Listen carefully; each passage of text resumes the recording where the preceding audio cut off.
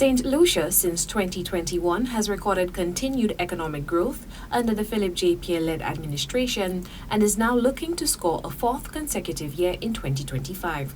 The Prime Minister had already predicted continued economic growth in 2025, and now his predictions for the islands are substantiated by the International Monetary Fund, IMF.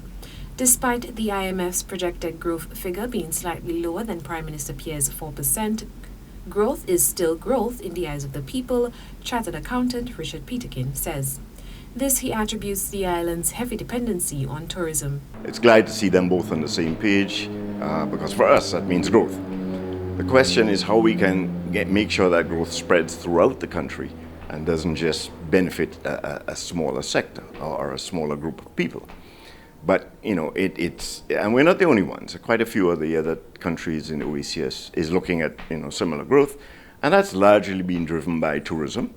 We're going to have, as I said, the highest level of cruise tourism ever. The central bank suggests that a country should aim to achieve a 7% increase in economic growth to ensure continued benefit for all citizens across all sectors. A figure, Peterkin says, he is uncertain that the island has ever achieved. Despite this, there are variables which can contribute to achieving this number and others that can work against it. For us to have that in 2025, we'd have to have the continued growth in tourism, which is quite likely.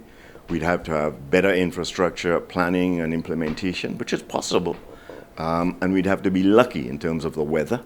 And in terms of a number of other factors, some of which are beyond our control. So what we really have to try and do is manage the economy to use whatever resources we have to make sure that our main industries are properly, deal with our problems of crime and the problems we're having with the cost of health to ensure that we have a healthy economy and a society that is secure.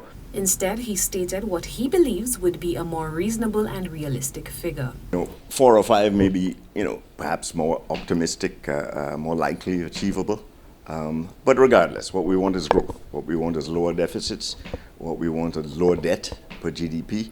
And what we want is less inequality in society so that all people feel that they are benefiting from whatever sectors we have that are growing. The IMF also forecasts a 5.5% growth for the Latin American and Caribbean region.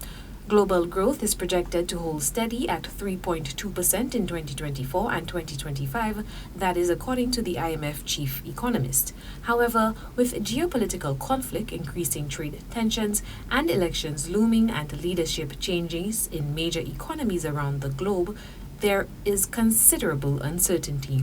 For Choice News Now, I am Chelsea Austinay.